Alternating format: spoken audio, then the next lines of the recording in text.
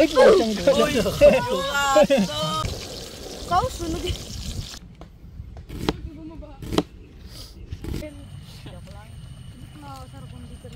Which you Tumawa, bating ah.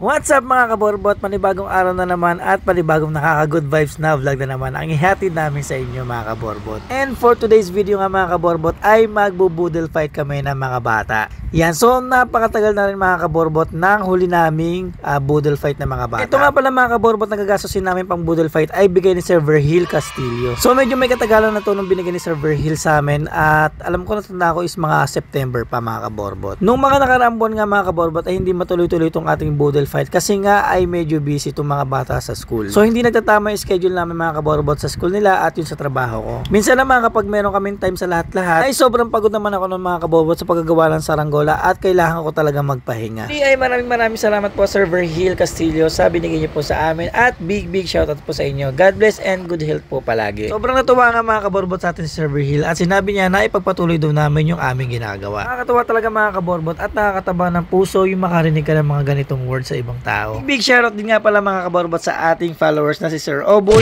ang kanyang mga pamangkin na si Awin, Raven, Ezra, Pala, Eliora at si Uli. So ayun mga kaborbot, sa wakas nakarating na rin tayo. Yan, medyo pagod na tayo.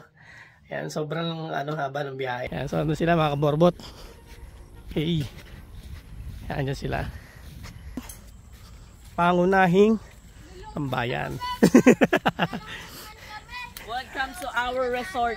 Hey. Yan. Daan na po dito, sir. Welcome namin kayo dito sa aming resort. Resort, anong tawag dito sa resort? Under development pa, padating pala yung mga construction materials namin, mga rebars, saka mga yung buhos, papunta pa lang.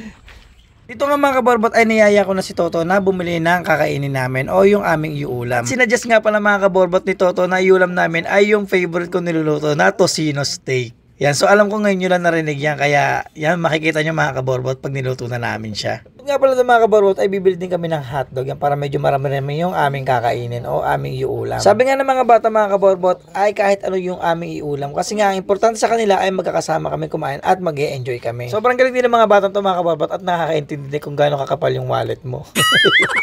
Yan, so namili na rin kami mga kaborbot ng gagamitin namin condiments and constituents. Sobrang excited na rin ako mga kaborbot sa aming lulutuin yan mga kaborbot. So edible naman to mga kaborbot ha. Yan, ang importante ay edible. Kahit pa paano naman mga kaborbot ay marunong din ako magluto yan. So hindi natin kasi pwede ipaubaya sa ating mga bata yung pagluluto lalong lalo na sa pagsasayang. Kasi nga one time ay nagsayang sila ng walang tubig. Yan si Jade ay may kasalanan nun. Yan na lang. Ano naman si? Yan. Piliin nyo guys yung ganito yung may mga brown.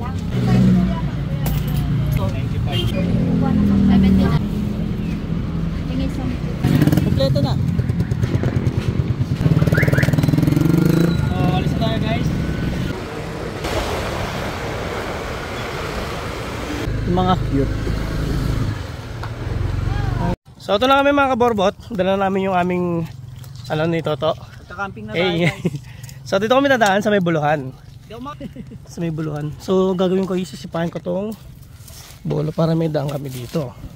So dito na kami guys sa namin, sa base namin. Yan. Ito na sila. So ito na yung mga gamit namin mga kaborbot. Yan. Ito yung aming lutuan. Wala pala dito. Nasaan na yun? Ayan, ito mga kaborbot yung aming lutuan. Yan. So ito si MJ, si Jade, si Ferg, si Toto. So yung dalawa nandun guys. So dito kami mga kaborbot kukuha ng dahon ng saging. Yan dito. So may nakita na kami yun mga kaborbot oh. Ganda ng saging. Ayun. Mga 5 minutes walk to galing Yan. sa... So, maganda sana yung nakabilog mga kaborbot pero wala tayong makita kaya ito na lang yung kunin natin. Nakabukas na kasi yung mga dahon. Yan. Swerte, matalas ang ating kutsi. Ating daon. Quality. May talahib.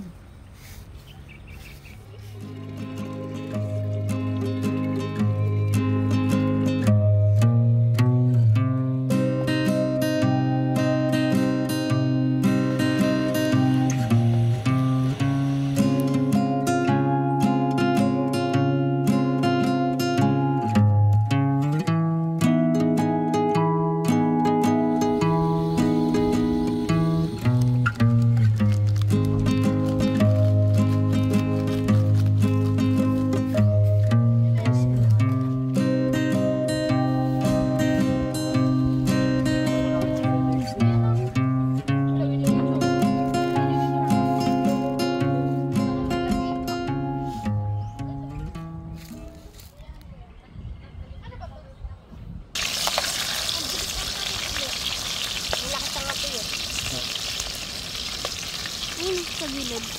Umuusok pa siya eh. Frozen pa eh. After nga namin magkape mga kaborbot ay nagsimula na kami magluto ng aming ulamin. So nagsahin na nga pala kami niya mga kaborbot doon sa amin kasi nga pag dito pa kami nagluto ay medyo magtatagal kami.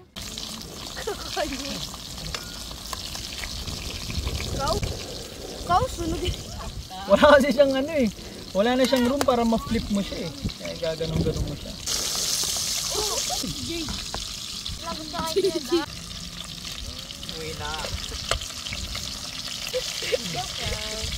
Ay, putang Ako ituto. Champura. Hindi ako na. This one is seasoned with sanded soil. So this is much better. Sudah, pero. Tignan mo. Sulag it.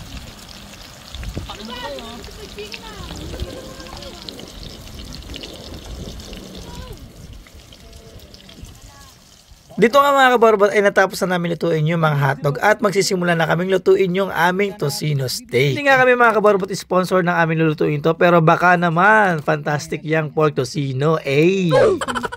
Like a professional. Ano na, naka-utay ka na rin eh.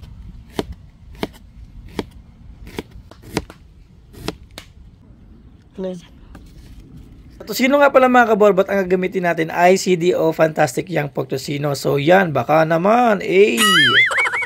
Ang ginawa nga muna namin mga kaborbot ay pinakaluan muna namin sa tubig yung mismong tocino. Para hindi nga pala maging sobrang tamis mga kaborbot yung ating gagawing tocino steak. Matapos nga namin pakuluin mga kaborbot yung aming tocino, siguro mga 10 minutes namin pinakuluto ay i-drain na namin yung tubig. After namin i-drain mga kaborbot yung tubig ay dito na namin sisimulang prituhin yung mismong tocino. Ito mga kaborbot ay nakadepende sa inyo kung ito toasted yung mismong tocino o hindi. So kami mga kaborbot ay mas preferred namin na medyo toasted o sunog-sunog ng konti yung mismong tocino. Pag nakuha nyo na mga kaborbot yung gusto nyo luto ng tocino ay doon na natin tatanggalin o hahanguin yung tocino at magsisimula na tayo maggisa ng bawang at sibuyas. Yan kitang-kita nyo naman mga kaborbot, nagtapunan pa yung mga tocino at ibabalik namin yan mga kaborbot kasi sayang yung lupa at sayang yung mismong tocino. Napansin kasi namin dyan mga kaborbot ay wala pang nadaang aeroplano at wala pang 50 minutes. 50 minutes eh no? Ito nga mga kaborbot ay nagsutay na kami ng bawang. Sutay! Yayamaner. Siyempre mga kaborbot, after ng bawang ay sibuyas na yung ating gigisahin. So haluin lang natin yung mga kaborbot yung ating bawang at sibuyas. At after niya mga kaborbot ay lalagyan na natin yan ng toyo, suka at kalamansi. Ganon din mga kaborbot ng tubig. So sa lasa mga kaborbot ay kayo na ang bahala kung ano yung timpla na gusto nyo. Kung gusto nyo ba na medyo maalat o medyo maasim. Sa pagbabalansin naman mga kaborbot ay yung sa tubig. Kung medyo maalat ay ilalagay nyo lang ng konting tubig. After nga natin pakuluin mga kaborbot ay isasalin natin o ilalagay na natin yung ating tocino. At dyan mga kaborbot ay papakuluin na lang natin o maghihintay tayo ng mga 3 to 5 minutes ulit. So nakadepende pa rin sa inyo mga kaborbot kung gano'n yung katagal papakuluin yung mismong tocino. So dito nga mga kaborbot ay maghahalo yung alat ng toyo, yung kalamansi at yung mismong tamis ng mismong tocino. At ito nga mga kaborbot, natapos na ang ating niluluto na tocino steak mga kaborbot. Yan, so mga kaborbot, edible niya mga kaborbot. Hindi sasakit yung tiyan nyo dyan. Yan, so maghanda lang kayo mga kaborbot ng 5 tablet ng diet abs. Joke lang. Ito nga mga kaborbot ay ininita na namin yung gagawin naming plato, yung mismong dahon ng saging. Yan, so kita-kita naman mga kaborbot, nag-glow yung pinaka-green niya kapag naiinitan. So minamadali ko na nga mga kaborbot kasi gutom na rin ako mga kaborbot dyan. Pati nga yung mga bata. At ito na nga mga kaborbot ang pinakahihintay ng lahat, ang kainan. So pinrepare na mga kaborbot ni Toto yung aming kakainin. So yan yung kanin namin at yung mga ulam. So tinulungan na ng mga bata mga kaborbot si Toto kasi nga gutom na rin sila. So habang nagsasalansan nga mga kaborbot ng pagkain itong mga batang to ay nagtuturoan sila kung sino yung magpe-pray ng food namin. Sa kanila mga kaborbot ay wala nagbo-volunteer kung sino yung magpe-pray ng aming food. Saka mo. Malakas.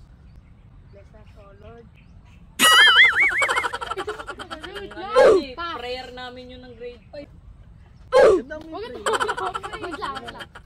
Tumawa, bading ah. Bading kayo yung pag tumawa. Bading talaga. Hindi tayo makakain! Sige! Santawa pa, sasarguin ko sa mukha. Sang ganun. Gino. Huwag ka kasi tumingin sa mukha ni Rapi. Game. Natawa kasi to. Game. Game. Game. Mais na. O, reset. Bless us, O Lord, in this thy gifts, which Targahin mo lang ako yung tata. Targo mo ba yun? Nabubulol ako. Wala na, magutom na tayo lahat. Mamatay na tayo lahat sa bulan. Pagkain. Baka umulan Bless po, us, O puchang Lord, kala. in this thy gifts, which we are about to receive from thy bounties. Wag na si Rafi. Natuloy mo na nga eh. Budiyan, si Daryl na yan, Tagalog na lang da. Wala, Illuminati to mga to. At bago pa mamatay kami lahat sa gutom dito mga kaborbot, ay ako na nga nag-decide mag-pray yan. So ako na kasi nga gutom na kami lahat at hindi nga makapag-focus ng mga batang to. So alam nyo naman mga kaborbot, mga bata sobrang kukulit talaga. Hindi ko alam kung saan nila hinuhugot yung mga katatawanan na yan.